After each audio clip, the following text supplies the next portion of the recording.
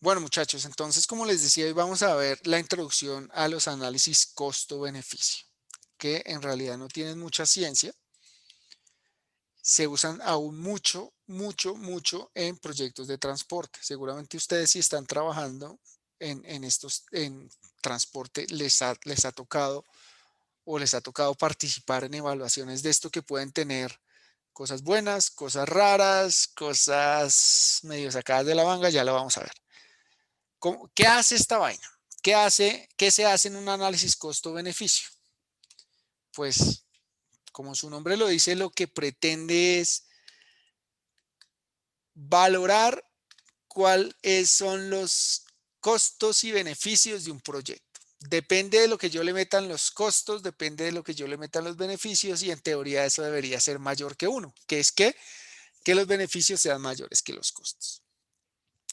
Pero ojo que aquí hay algo que casi nunca se hace, y es que todas esas alternativas, por ejemplo, el trazado del metro por arriba, por debajo, eso se debe comparar contra una situación base. Y eso lo vamos a ver en la próxima clase. No sé si han oído el famoso contrafactual. No tiene mucho sentido comparar alternativas súper diferentes. Por ejemplo, yo voy a comparar el metro actual contra un metro subterráneo nuevo de 80 kilómetros. No tiene sentido comparar esas dos cosas porque son proyectos súper diferentes. ¿De acuerdo? Entonces, siempre ese punto de comparación es lo clave. También, como su nombre lo dice, estamos valorando los beneficios de ese proyecto en billete, en plata, ¿vale? Y resulta que en estos temas de transporte hay muchas cosas muy difíciles de ponerle precio o que son muy relativas. Por eso aquí vemos que se deben valorar cosas a precios del mercado cuando sea posible. Complicado. En otros casos, como hemos visto, todas estas cosas del valor subjetivo del tiempo, de la disponibilidad a pagar, también se pueden evaluar, pero de nuevo viene esa relatividad. Y como vimos en el ejercicio de hace un momento, eh, siempre hay gente que pierde y hay gente que gana. No, esta metodología no tiene en cuenta, digamos, esos elementos de equidad, de esos elementos distributivos de los beneficios o de los costos. Entonces, imagínense, creo que esto ya se los había preguntado, perdón si fue en otro curso, ¿ustedes qué elegirían? ¿Un proyecto donde se perjudique poquito a muchas personas o un proyecto donde se perjudique mucho a poquitas personas? ¿Qué dirían ustedes?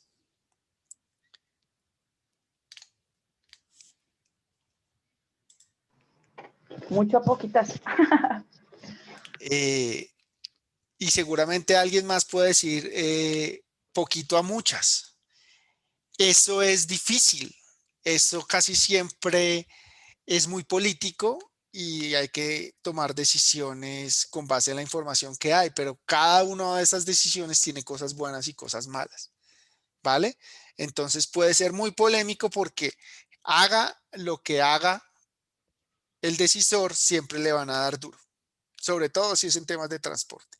No sé si han visto ahora que vamos ahora sí, que primero no vamos a hacer Transmilenio por la calle 13, ahora que sí vamos a hacer Transmilenio por la calle 13, pero ya no como el Transmilenio anterior por la calle 13.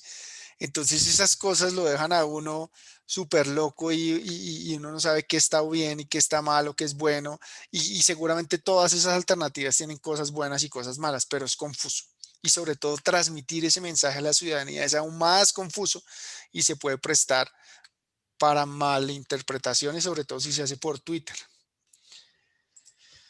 Vamos a ir un poquito más rápido. ¿Qué tenemos que tener en cuenta? Pues un marco de referencia. ¿Dónde estamos? ¿A qué nos enfrentamos? ¿A quién vamos a afectar? ¿A quién vamos a beneficiar? ¿Cómo están las cosas? Los posibles efectos. Y eso ahí ya entramos en terrenos fangosos. Eh, Este tema también, valorar correctamente costos y beneficios. Uy, difícil, difícil. Eh, esto también es clave, evitar los dobles conteos. Por ejemplo, ¿qué es un doble conteo? Si yo estoy hablando del costo social general total de un proyecto y yo estoy poniendo un peaje, ese, ese costo, el valor de ese peaje, ¿qué efecto tiene? ¿Un costo o un beneficio? ¿Qué les suena a ustedes?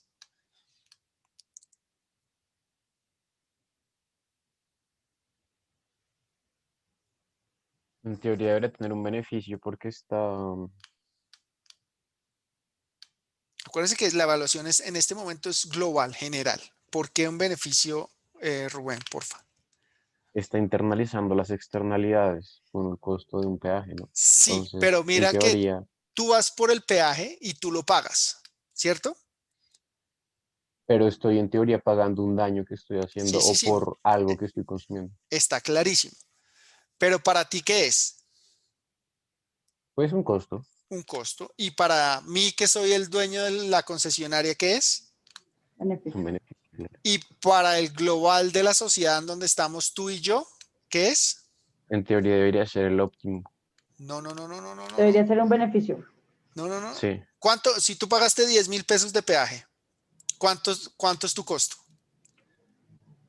10.000. 10.000. 10.000. Y yo cobré ese peaje, ¿cuánto es mi beneficio? 10.000. Y para la sociedad en su conjunto, si la sociedad fuéramos tú y yo, ¿cuánto es el beneficio o el costo? Pero, Cero, ¿vale? Por eso, eso es una transferencia. Estamos pasando, como estamos evaluando desde el punto de vista de todos, eso es una transferencia, ¿vale? De tu bolsillo pasó al mío, pero se quedó en la sociedad. Entonces, lo que les quiero decir es que esos dobles conteos, por ejemplo, si tú cuentas por un lado que tus 10.000 fueron un costo y yo cuento por otro lado que mis 10.000 fueron un beneficio, ahí estoy haciendo un doble conteo, ¿vale? Por eso se pone aquí, no, pongo aquí no confundir con las transferencias, ¿vale? ¿Sí quedó claro? Sí, claro. Listo. Ojo que depende mucho del marco de referencia siempre. Entonces, ¿qué más tenemos que tener en cuenta? El periodo de evaluación. ¿En cuánto tiempo espero obtener unos beneficios? Generalmente estos proyectos son a 50 años, proyectos de transporte grandes, ¿vale? Por eso digo acá que se suele hacer coincidir con la vida útil de esos activos. Pero tampoco hay que dejar que el valor residual de esos activos eh, lo despreciemos. Por ejemplo, como dice acá, eh, la vida útil de un puente es 50 años. En teoría, yo durante esos 50 años lo deprecio y al final de esos 50 años, pues yo ya se pagó la infraestructura, etcétera, etcétera, pero tiene un valor residual que si yo lo tumbo, no sé, lo puedo vender como escombro, ¿vale? Eso podría también tenerse en cuenta. Entonces, a mí particularmente el análisis costo-beneficio que se usa mucho es una herramienta que se usa muchísimo para decidir en política pública. ¿Por qué no me gusta mucho? Porque generalmente no se tienen en cuenta todos estos temas distributivos y además eh, la forma en cómo se valoran esos activos también puede ser muy polémica, ¿vale? Y además hay otra cosa súper importante en proyectos de transporte, que es que en casi todos los proyectos de transporte, por lo menos que yo conozco, alrededor del 70-80% de los beneficios son ahorros en tiempo. Y ese ahorro en tiempo, adivinen cómo se calcula.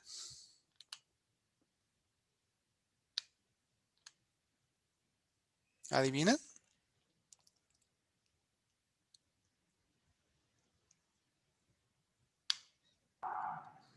Pilar, señor, qué pena. ¿cómo se calculan esos ahorros en tiempo, en plata? Pues eso normalmente sé pues que se calcula precisamente cuánto es lo que se va a demorar. Pues bueno, se saca el tiempo y luego pues en teoría tú has dicho que no se debería usar lo del salario, ¿no? Porque son muchas cosas, Sí, pero Pues entiendo Esa es que una, ponen un valor. esa es una, pero muchas veces se hace como vimos ahora, como vimos antes con el valor subjetivo del tiempo, ¿se acuerdan? A ese valor del tiempo se le pone cuánto se tarda ahora la gente en el viaje, cuánto se tardaría con el proyecto en funcionamiento. Esa diferencia se monetiza, ¿cierto? Y esa diferencia se multiplica por los millones de usuarios en, no sé, en 50 años. Esto se usa mucho para justificar los proyectos de transporte, pero los invito a pensar crítica y constructivamente y es, si yo me ahorro, imagínense que, no sé, el proyecto X me ahorra 2 minutos de mi tiempo diario de viaje y esos 2 minutos son 1.000 pesos.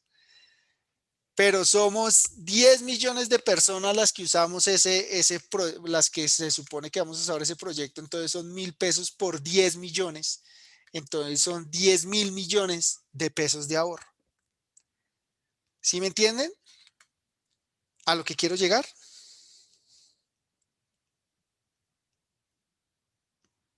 Sí, señor. ¿Y qué opinas?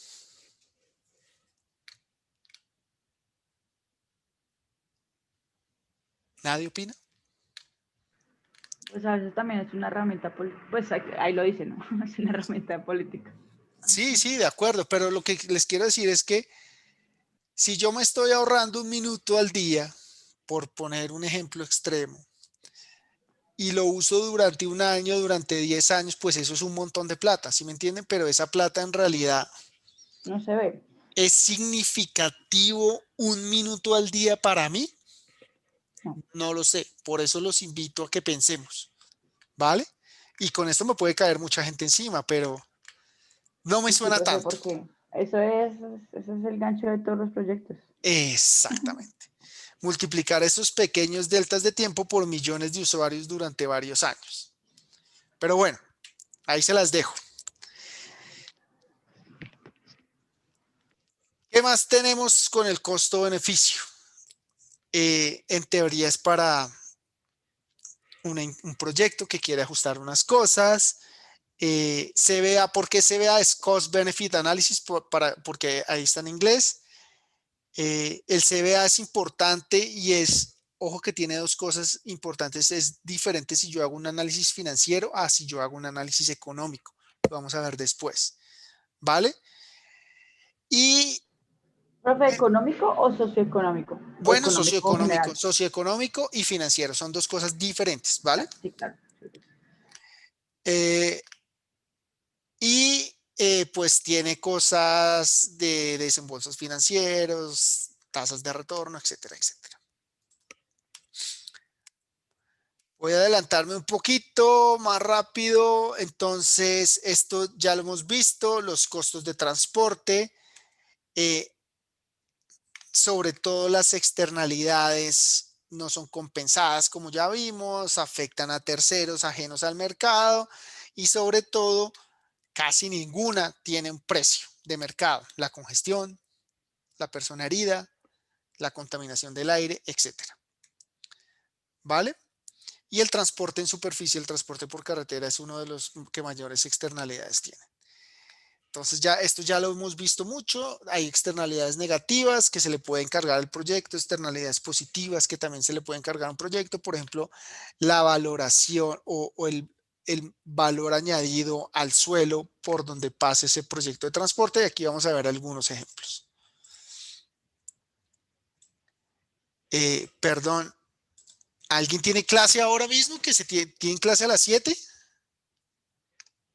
Sí, profe, yo tengo clase a las 7 ya. Bueno, Felipe, no pasa nada, vete y yo en 10 minutos termino y les cuelgo el video, ¿vale? Listo, gracias, profe, qué pena. Vale, no, Chao. fresco, chao. Entonces, los costos y beneficios de transporte los podemos dividir tradicionalmente en tres grandes costos. Costos de capital, costos y beneficios de capital. ¿A qué les suena que son los costos y beneficios de capital? Plata. Sí, pero ¿qué ítems? En una carretera. Capital habíamos dicho que era como tal la infraestructura, ¿no? ¿Sí? Costos de diseño y construcción.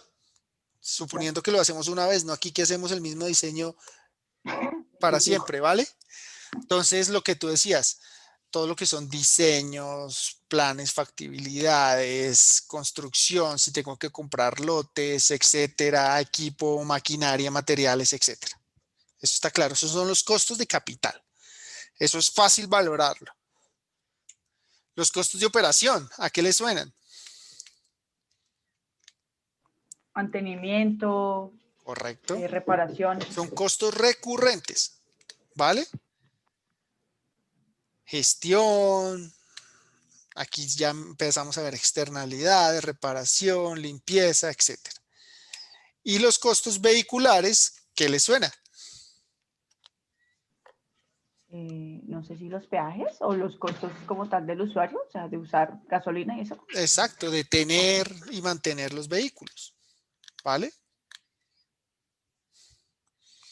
Y esos son los costos, pero también están los tiempos de viaje.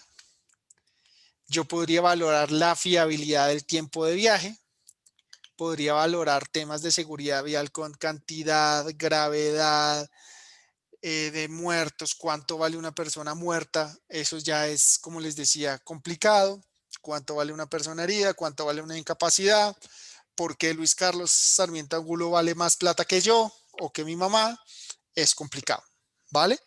Y todo el tema de emisiones asociados con problemas de salud, contaminación del aire, contaminación del agua, contaminación del suelo, contaminación auditiva, del paisaje, etcétera. Entonces vean que aquí tenemos otros ejemplos, ruidos, impactos ecológicos, por ejemplo, el impacto de, no sé, de una carretera sobre una zona ecológicamente sensible. Profe, entonces, eso es cero porque no dejan hacer nada en zonas protegidas.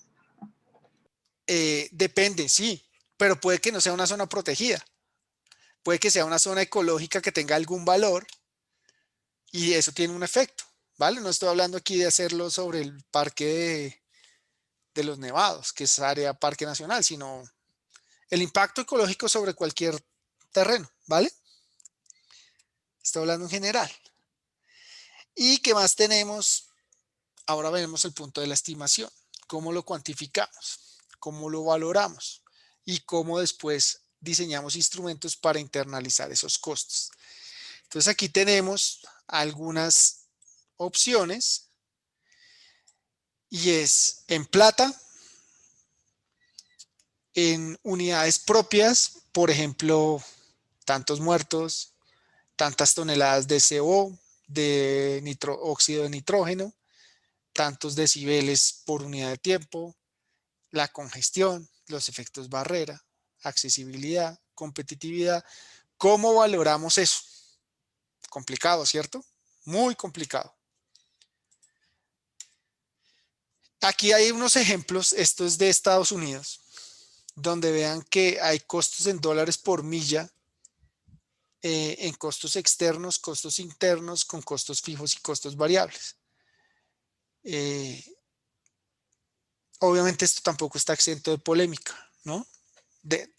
Depende mucho de los supuestos con que se sacan estos costos, pues uno puede estar más o menos de acuerdo con estas cosas. Y entonces, ¿cómo es la metodología tradicional del costo-beneficio? Entonces, primero tenemos que decir quiénes y qué voy a tener en cuenta.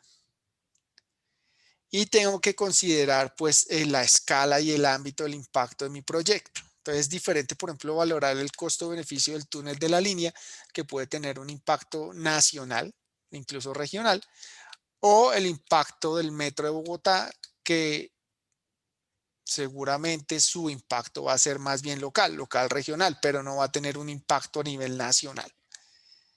Eso es importante.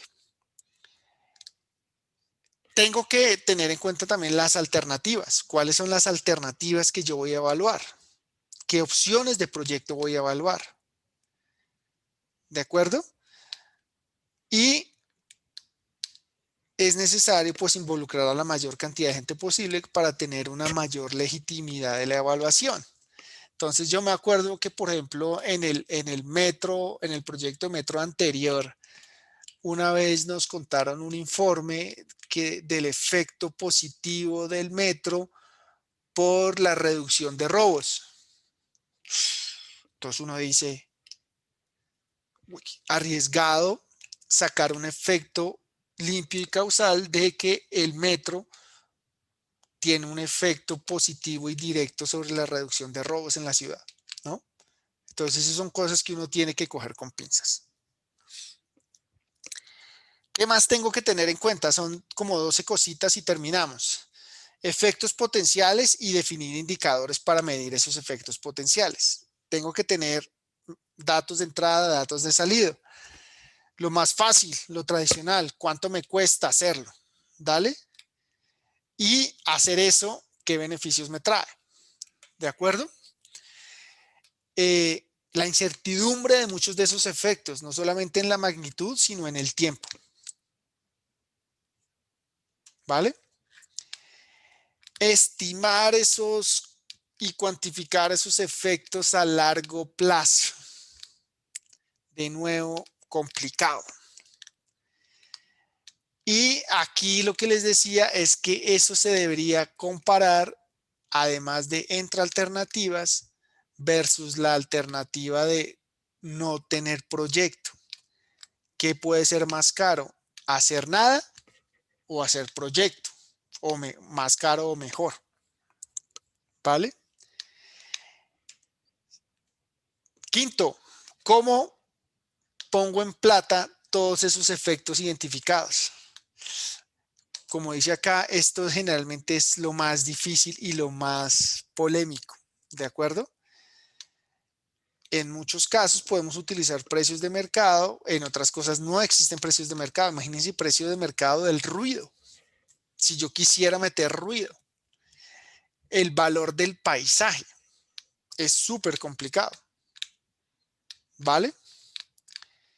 Y punto 6, yo todos esos costos y beneficios generados, más allá de los materiales, equipos, flujos financieros, etcétera, yo cómo traigo eso ahora para poder hacer una comparación efectiva, pues está todavía el omnipresente valor presente neto, que ustedes ya se lo conocen, que con una tasa de descuento traigo todos esos flujos al hoy para poder hacer una comparación de peras con peras. Entonces la idea del valor presente neto es que yo sumo durante toda la vida del proyecto costos y beneficios, flujos, esos ya son flujos de dinero y los descuento durante la vida del proyecto. ¿De acuerdo? Ojo que la tasa de proyecto, la tasa de descuento no tiene nada que ver con la inflación.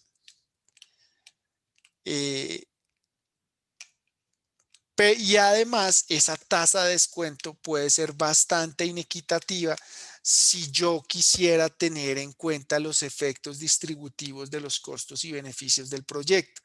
Es decir, las personas de menores ingresos pueden tener un costo de oportunidad súper diferente a las personas de menores ingresos y esos elementos van a tener un efecto positivo o negativo en equidad súper diferente del proyecto. ¿Vale? ¿Y qué me está diciendo esa tasa de retorno? Básicamente es la preferencia en el tiempo en lo que yo quiero poner esos recursos. ¿Vale? El 8, la distribución de los costos y beneficios. Lo que les acabo de decir, no hay información sobre cómo se distribuyen, sobre quién recaen los costos y quién se beneficia de eso. ¿Vale? Y eso ahora es muy importante dadas nuestras sociedades tan desiguales. ¿Vale?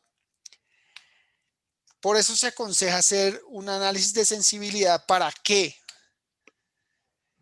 Pues si yo tuve en cuenta desde el principio los efectos distributivos, chévere, pero si no, también se suele hacer para ver qué pasa si, por ejemplo, varía el precio de un bien o de un beneficio, de un costo a lo largo del tiempo, para tener en cuenta esa incertidumbre. Por eso, de alguna forma, ¿vale? Y al final, lo que siempre se hace es traigo todas las alternativas a valor presente neto y escojo la que mayor me dé, ¿vale? Aquí de nuevo es importante tener en cuenta si yo estoy haciendo un análisis financiero o socioeconómico, como dijo Pilar. Pero la decisión la toma el político, no nosotros que hicimos el análisis, ¿vale? El político seguramente tendrá en cuenta otras cosas como su popularidad, su capital político, etcétera. Y fue un poco rápido, muchachos, por la cuestión de tiempo, pero eso es, digamos, la esencia del costo-beneficio.